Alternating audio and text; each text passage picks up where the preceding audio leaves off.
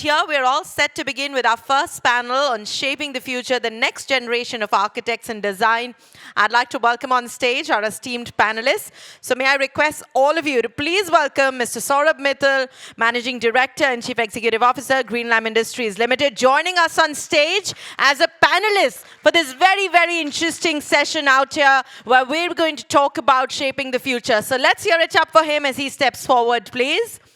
May I also welcome on stage our panelists. We have with us Swapnil Wadwadkar from Collage Architecture Studio. Let's hear a round of applause as I welcome Damian Volkevich from MTDI Group. May I also welcome Sanjeev Saha, JNS Interiors, Shravani Andhavarapu from CyberCube Studio, Margaret Constazar from MTDI Group, and moderating this very, very interesting segment, may I please welcome Karan Desai from Karan Desai Architecture and Design. A round of applause for all of them right here, please.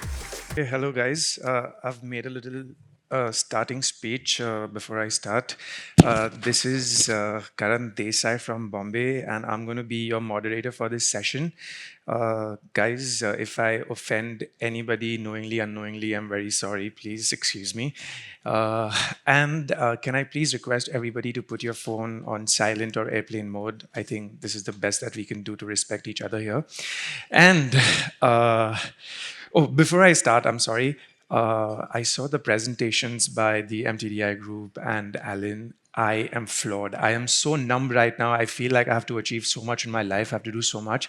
I don't know how I'm going to do this, but I hope everybody can see me. All right. Okay. So,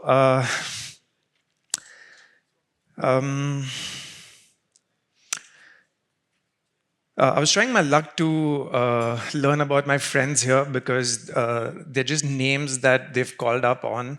Sanjib and Swapnil, sorry I wasn't able to interact earlier, but we almost had a name-changing ceremony with Damien and Margaret there just before the session. Shravani is from India, a young designer. And a little bit about her is when Shruti asked her to send photographs of the tour that we were on, she sent a lot of photographs, but not of the city, but her selfies and her self-portraits. So and we have Mr. Mittal here. I was talking to Manish about him, and he spoke so high about you. And he's had a very humble start. Like he told me, like you've delivered in auto rickshaws when you started, which is insane. So from there to making this company Asia's largest and the top 3 in the world is incredible, guys. And thanks Greenlam, thanks Manish, Sumit to get me here. So let's start. We are going to have this discussion on the future of architecture and design and also some out of the syllabus questions. Okay, great. So I'm going to try and make this entertaining and interesting. So, okay. Talking about challenges and innovations, okay.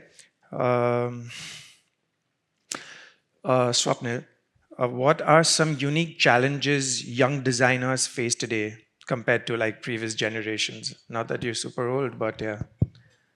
Okay. It's nice to be. I think I don't know how to call myself or where to place myself. Probably I have a midlife crisis. Yeah, I think the challenges probably what were not there 10 years back or 15 years back when we started. I think there are a lot of people coming out today. Too many opportunities, too many, the same project being fought with different architects, which was not there in our case. Also, I think that probably has led to a lot of better opportunities and diversity. So an architect, when he comes out, or an architecture student, when he comes out of college, he has plan A, he has plan B, he has plan C, he has plan D. While with us, when we came out then, it was only plan A. It was very, it was, you work with someone, you grind yourself for 5-6 years, you learn the art, and then probably start on your own. So those were the challenges that we had. But now I think probably in the challenge lies an opportunity, and the opportunity is that when you come out, you would say, I would work for 1 year, decide whether I want to really practice architecture, or I would want to move on to another field related to architecture. I could move on to journalism, I could move on to photography, I could do documentation, or I could just do a BIM model and still survive and still make money. So I Right. think the challenges have actually been the ones which have triggered the opportunity today. Okay. Would you like to add something to that, Damien or Margaret? Because I know like we were talking and you started in 2006. So, I mean, from there to like today. I started a cooperation with MTDI with Marek in 2006. Of course, I have let's say a previous experience as well. Right. But it was in 90s. It was a totally different world. It was totally different time to start the practice, to start to work. You know, we started when I don't know AutoCAD 12. I don't know who remembered that. That it was a totally different without the internet or with limited access to the internet. And even I would say that I do agree that you know the opportunity right now is slightly different as it was previously. Previously, it was okay. I will start to work as an architect in one company, another company here in Poland or abroad. It started to be possible, but I can change my mind and be, let's say, to work as a part of the administration to, let's say, take care about what can be built, what cannot be built. That's, you know, Right. I'm really happy that I'm on this side. Okay. That's you know that this is what how I feel it. Also, what I see that because of the change of the technology of the internet and so on, these days, you know, the young architects have, let's say, maybe too many options to choose. For example, okay, that they can, you know, find in the internet the new, let's say, buildings and so on, design options. It's maybe it's too many of them. And let's say back to the 90s, there was, let's say, much more limited access to the information. And this time you need, it was that you need to, let's say, more look inside you, what you would like to build, what you would like to design, not what is the trendy right now. Because it could happen that what was in newspaper, it was, let's say, trendy 2 or 3 years ago. Yeah. True. That's great. So, I can also say that speed is much bigger than before. When we started to work, due to this technology, we had much more time to finish our projects. And nowadays we can communicate immediately with the client, and I think it's something new for us and for new architects also. right. So we can work almost simultaneously. Right. So the time and the speed these are new factors, I think, nowadays. Right. So it's amazing that we don't really see this as a challenge, but we see this as an opportunity where integration of your world and perhaps our world will just come together in a classic synergy where the output is just amplified. Right. You wanted to say I'd something? like to add one thing. Sure. I'm interior designer, and the client now are more apt to the online shopping platform. They are more habituated to doing update of Yeah. the site, what the timeline, how it is going to complete, and Yeah. through technology, we are. And when we started our practice around 15 years, 20 years back, they are not that technology used for the timeline. Now, client desire to time update of the project. What is going on? What is going to be next 7 days, 10 days? That is the part that designers should update the project, that it will going to complete in the proper timeline, and client is aware of that. That is the challenge, and in a way, benefit of the client. It has he or she has a clear picture that it is going to on time. That is the most important part. So, Shani, do you just want to go behind so that we can, no, just take, no, you are fine. Just, Shani, just take your chair behind. Yeah, I think this is perfect. So, okay, great. So I just like, to add, considering Shavani, I fall in the same bracket of like young designers compared to like Sir here. I feel like the challenges that we face is like, of course, like the opportunities are more, and so are the competitions, you know. And like you said, like there are so many different factors that people can get into. Somewhere you just don't find that right thing where perhaps in your time you could put your foot down and say that this is what the design is going to be. And in our times, like you said, online shopping, we've got Pinterest, you know. So our clients have Pinterest boards already ready for us saying that, hey, I want this. So it's, I don't know how many people of you like agree here, but it's really weird. So I think that it is extremely challenging for us to Actually, design. client is more informed, maybe misinformed, but actually they Yes. are mostly based on image-based knowledge, not the Yeah. purpose-based knowledge, which is the most powerful, the power that driven the design philosophy and design brief. Right. Cool. So I'm going to quickly go on to the next question. I have been told strictly by Shruti that people need to answer in 4 points to max 5 points. Okay. So again, to Margaret and Damien, how important is mentorship in development of young designers?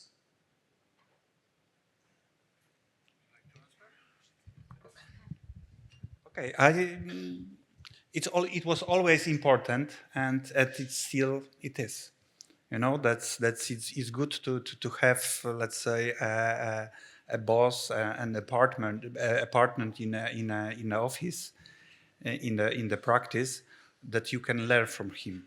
Right.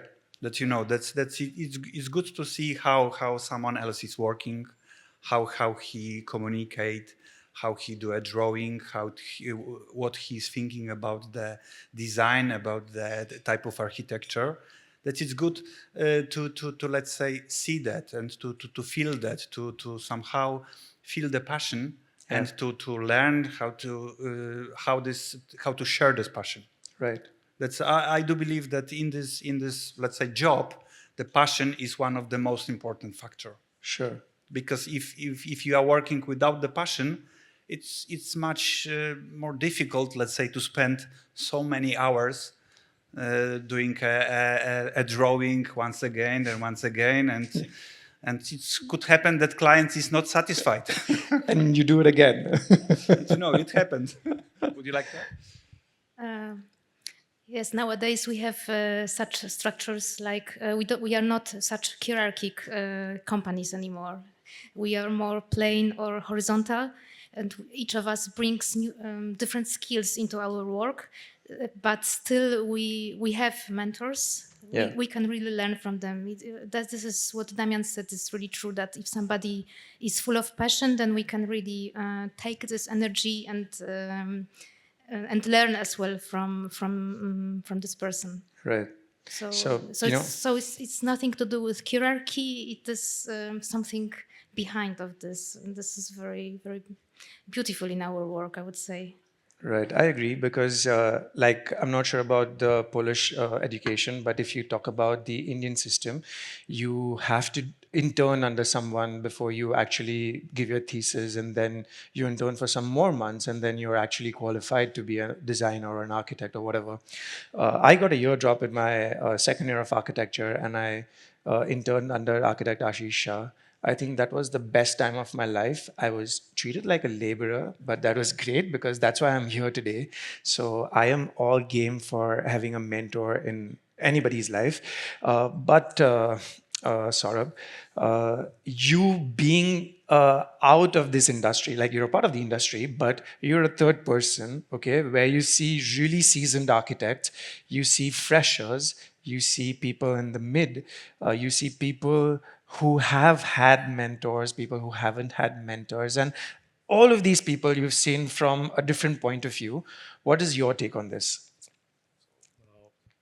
My sense, besides architects needing mentors, I think people need mentors, and I agree. it helps I agree. to have a mentor which gives a direction to life. Gives you a broad goal. Yeah. Helps you set the right value system in your profession, in your business, Yeah, in I your agree. career. So I think having a mentor, Yeah. which may or may not be an official mentor, but looking forward to somebody, being inspired by somebody, being inspired by somebody's work in life. It could be architecture, could be business, could be, in any profession. Yeah. I just think it gives you more confidence and, sets like a way forward. And I Yeah. think these days, reverse mentorship is also happening. Yeah. So, I'm at the late 40s, I end up learning from younger colleagues. Nice. So I think there's a mentorship you have from senior people, Yeah. which is more quality of life, direction of life, philosophically, value system. But I think from a technology, from from a decision-making perspective, from aggression, Yeah. you also end up learning from younger people. So I think True. a lot of Yeah, that's a really people cool point, Also have a actually. reverse Yeah. mentorship happening. Yeah. So I think that's a broad sense. Sure. That's a really cool point of view. True. I also want to add Yeah. on your first point. Yeah, sure. Is that like I travel to smaller towns and cities where factories are there and we have all these sales offices. I think from an Indian perspective, like you said, competition in architecture, interior Yeah. design. Yeah. I see too many opportunities, and I see people having so much aspiration as a customer, True. as a homeowner, as a factory owner. Yeah. And I think this lack of architects and designers, Really? rather than competition, Please sign me up. that's my sense. If you see India, so much of India is underserved. Right. There's so much of architecture and design opportunities. Yeah. Maybe people are just looking at fewer markets or fewer geographies or fewer kind of clients. I think it's 100%. much more for the architect and designer fraternity to kind of go out and explore. That's my sense. But No, I totally agree to it. I totally agree to it. Shavni, do you want to add something on this? So initially, when you start the journey, you have such crazy creative ideas, but you don't know how to implement it. Right. So that's something really helped me, having the right mentor, guiding us through the process, giving us the right connects with the different vendors that we need, giving us a brief about different materials, and then all the technical aspects of the construction related activities. And also when we have a certain mentorship in terms of like understanding the whole framework, understanding how this whole architectural framework works, that really helps. Right. Yeah. Nice. Interesting. Cool. I'm liking this. Okay.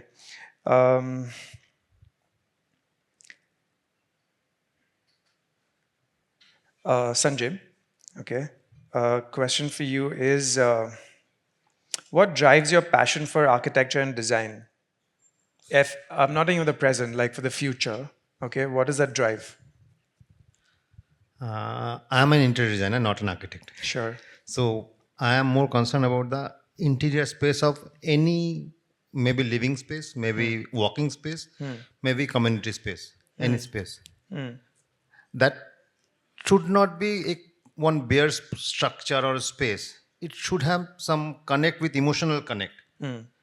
That very much rooted to our culture. Right. The culture, whatever is traditionally handed down through our literature, through our art, through our ritual practices and all. Right. So our space, as a designer, it's my responsibility to create a space that reflect our culture for that future, for the next generation. Sure. Until and unless we design with our cultural background, next generation cannot understand, cannot aware of our culture. That is my most passionate thing regarding Okay. designing. Okay, cool. So, I mean, we're talking about the future of architecture and designs. I saw Alan's presentation, and I'm like, it pains to say that we're not even in the future, like we're not even in the present, like the condition of our city, what he's trying to propose is like yesterday, like what are we even dreaming about the future? But anywho, I think we should talk about it.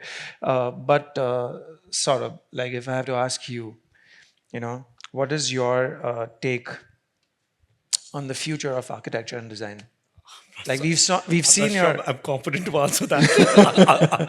I'll give that a pass. No, but this is from a third person point of view where you're not really the designer or the architect. But what do you feel about it? Well, I really think you all play such an important part in shaping, the society. And Alan said the lifestyle, Yeah. quality of living.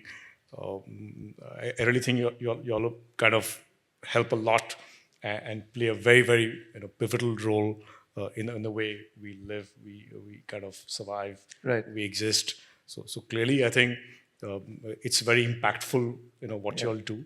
Yeah. And it should have more impact. So from my perspective, I have very, very high regard for your profession and what you all already contribute. And I think there's so much more you all can do in our country. Yeah, So yeah. this is what I can say. Yeah, I saw the presentation by Marek, and like the buildings that are designed are getting executed in India. I didn't even know that they existed. So to see all of them on the screen, I was like super proud of what is being built in our country. But anyway, okay. So coming back to Swapnil, tell me something about how do you balance innovation and traditional design practices? I think every design for us starts with that whole idea, which is based purely on something that you have perceived or seen before. So whether it's an idea of a courtyard, whether it's idea of a material that comes in which has been used, in the olden times, or even just how a space was used, earlier. So that is where our design for us as a firm it starts, and that's that idea which goes to the board, and then we completely strive to make that idea or transform it into a modern context or the way probably it has to be today. And it's not only today, probably even after 10 years or 15 years is what that idea should still remain. And that's why I like the presentation when it called as timeless. I think timelessness is something which as a firm we always strive to build in our concept. Right, sure. Sir, I hear a little chatter there. If you could, please. Sir. Sir, sorry. Thanks. Okay. Yeah, sure, please. So I feel most of the time we are only trying to give a framework to what is already there. We're trying to stretch it, but then we're not trying to understand the underlying conditions. For example, we already caused a lot of global issues. Like there's a lot of coastal erosion happening and a lot of other issues that are happening, and we polluted a lot. All our oceans are polluted. So I feel like we have to come up with a system where we are trying to convert this pollution into a certain form of building material, or even the food waste being converted into a certain material that could become a building fabric. I agree. That could be the future of architecture. At the same time, rather than just building network that are just like based on a concept, I think we should incorporate these computational methods where they're constantly in flux, they're continuously developing with various natural parameters. It could be human movement, could be climatology, or the water and wind flow, and all different parameters. So what happens with this is an analogy where with change in parameters, the architectural framework is also growing with it. It's dynamic, how the nature is. It's very dynamic, like how the human bodies are. Right. Like if we have a disease, most of the time our body is fighting for it. Likewise, I think our architecture should, just grow dynamically with all these overgrowing factors and then address all the issues that are already existed because of all the chaos that we created. Right. So just building on to the point that you just said, that we have already caused a lot of problem, and now we need to find a solution to that. Sir, you do like massive spaces, okay? Is there anything that you guys incorporate in your designing that reuses the waste?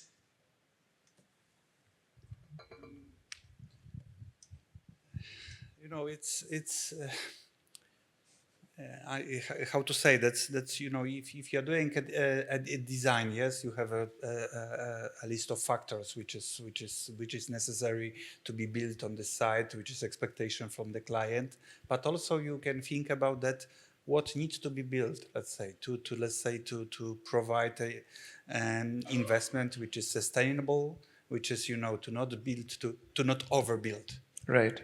and to be let's say find a factor that, of course, you can, let's say, put concrete almost everywhere, but maybe it's not necessary. I believe it's a good point to find to be in such a situation to convince client, okay, maybe some elements are not necessary. Maybe let's leave it to the as it call it, Mother Earth, that this is a grant which is green and so on.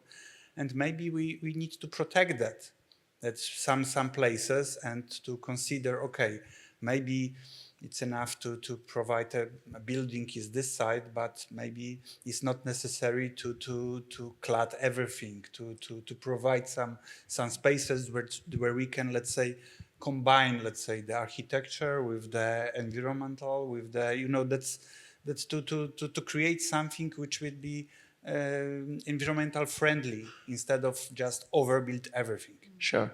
But sir, sorry, if I would like to ask you one more question, is that, I do say 50,000 square foot of a space per year, where you would be doing 50 million square foot per year, So the impact that you create in general, okay, is way more than maybe what Shravani and I or any of us can bring, And I feel we are change makers, right? Like, we are the people who will tell our clients to use a particular material. We are the people who will tell them this is the particular design and all of those norms.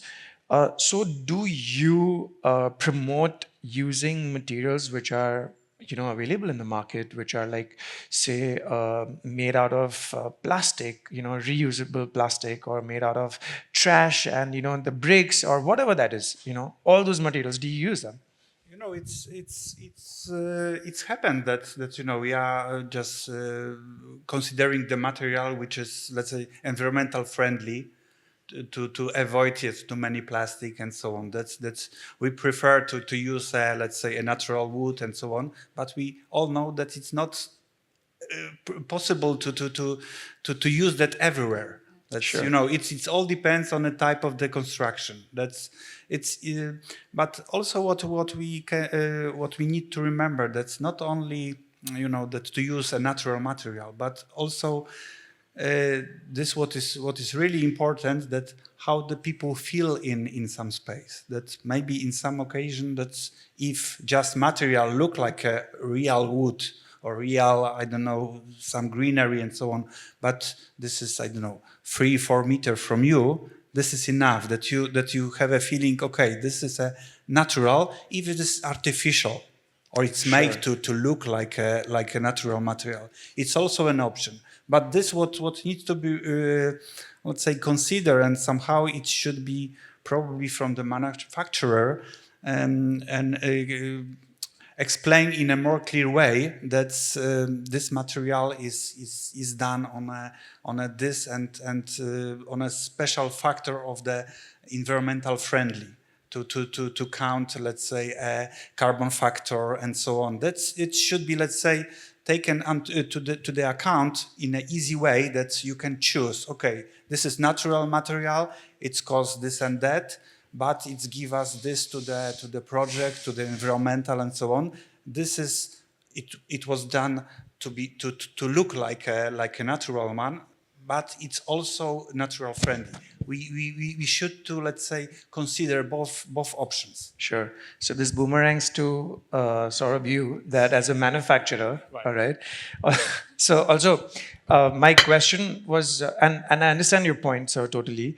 My question was, of course, what we are building new and we are environmental conscious about it, yes, 100%. But what we've already built and which is going into ruins, what are we doing about that? Are we in any way reusing it? So that's what I wanted to know, because you are the person who can make that impact. Yeah, but let me add one thing. This what you.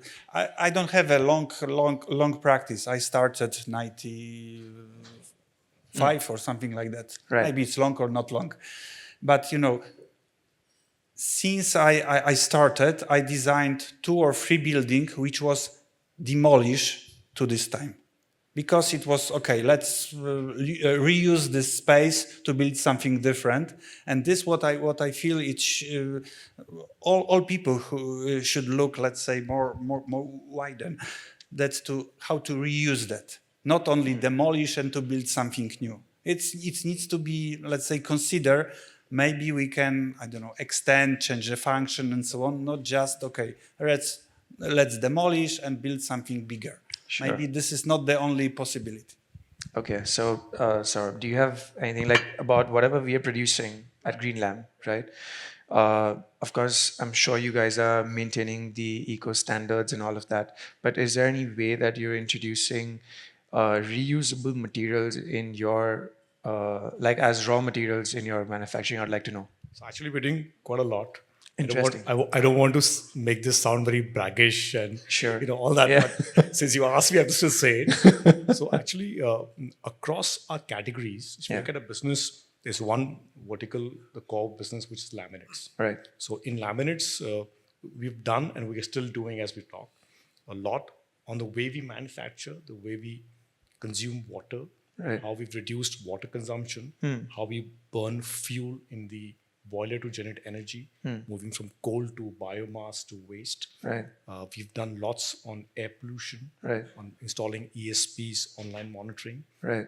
In the in the paper, craft paper, there's a large amount of recycled content now. Right. There's a good amount of agro waste content now, without compromising on the product quality, without compromising on the physical properties. Right. We were actually the first non-American company to get Green Guard Gold certifications way back in 2007. Wow. So our carb emissions were 0.5. Right. We are FSC, PFC. So I think there's an ongoing work. And this is also because of our international exposure, because we export to the UK, to the US, to the Europe. So there's a lot of standards. So I think there's been a learning curve for us while we compete in these markets. And now in Europe, there's a concept that you produce a product. What do you do after the production? How do you reuse the product? Yeah. So some people call it cradle to graveyard. Some people call it cradle to cradle. So I think those things are also coming. So I think a lot of work is happening. On the wood side, particle boards, plywood is largely agroforest products. They are not forest products. They're all man-made forests or agriculture products, which brings, it's again a longish discussion. Yeah, sure. It's like trees outside Get the it. forest gets covered. So we started agroforestry wing, promoting clones, saplings to farmers to start planting in Andhra Pradesh and Tamil Nadu. That's for the wood business. So, and people say wood is good because you're getting materials from regenerative sources. You can keep growing those trees in 3 to 5 year cycles. So there's a lot of work happening, in our company and for some categories in the entire country also. I think there's a lot of, I think good amount of work is happening in my perspective. Interesting. In our Interesting. category. But Okay. let's leave it at that. Sure. Awesome. Okay. Are we out of time? Oh, okay. Awesome. So we are out of time, and we had like some really cool, fun questions which I can't ask anymore because they've asked me to get up. Okay. We can do it offline. Okay, guys. So thank you so much. Thank you, everyone. Thanks, everyone.